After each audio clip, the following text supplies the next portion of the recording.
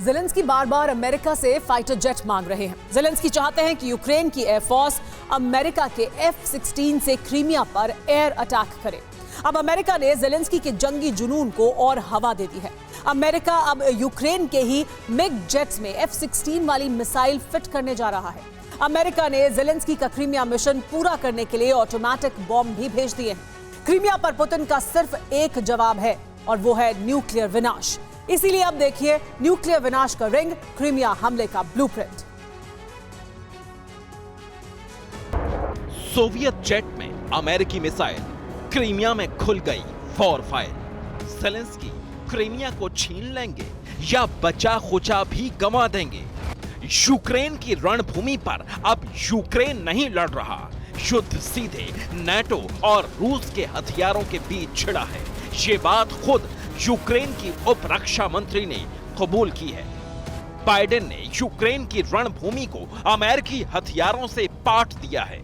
NATO देश हर तरफ से यूक्रेन में इतने हथियार पहुंचा रहे हैं कि अब ज़ेलेंस्की एक नए मोर्चे पर ऐलाने जंग करने वाले हैं। ये मोर्चा है क्रीमिया का।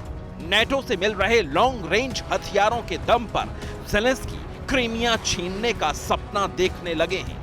इस बीच द पॉलिटिको ने खबर दी है कि अमेरिका यूक्रेन के जेट्स में विध्वंसक का जुगाड़ कर रहा है। यूक्रेन के फाइटर जेट्स में अमेरिका अपनी मिसाइल्स लगाने की कोशिश कर रहा है।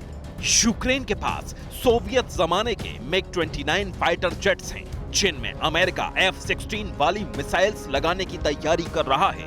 यूक्रेन के MiG-29 में medium range air to air missile AIM-120 को फिट करने की तैयारी हो रही है। इसे मुमकिन बनाने के लिए यूक्रेन के 2 फाइटर पायलट और एयरफोर्स इंजीनियर अमेरिका में हैं।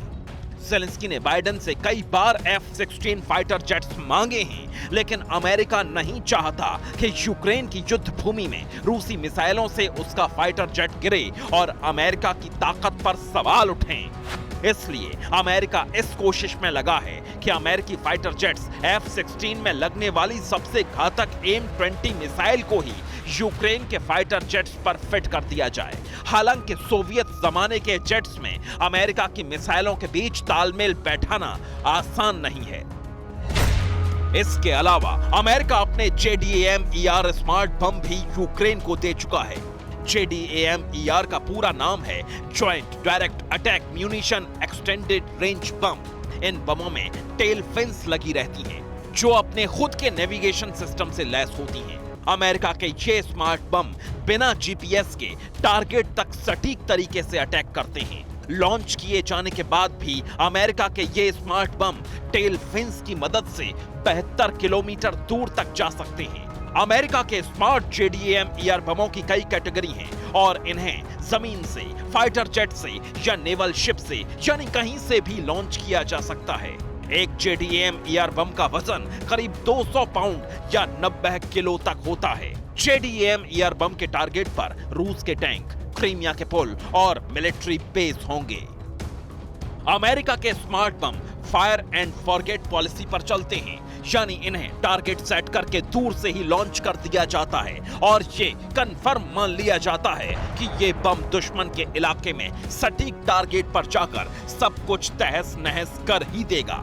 बाइडेन ने ज़ेलेंस्की को ये बम खासकर क्रीमिया पर फिर से कब्जा करने के लिए भिजवाए हैं, लेकिन ज़ेलेंस्की को बड़ी तकनीकी मदद सिर्फ अमेरिका से ही नहीं मिल रही। कनाडा ने यूक्रेन को 300 हाईटेक ड्रोन भेजने का फैसला किया है। कनाडा अपने सबसे आधुनिक जासूसी drone टेलीडाइन फ्लियर R-70 sky rangers Ukraine को दे रहा है।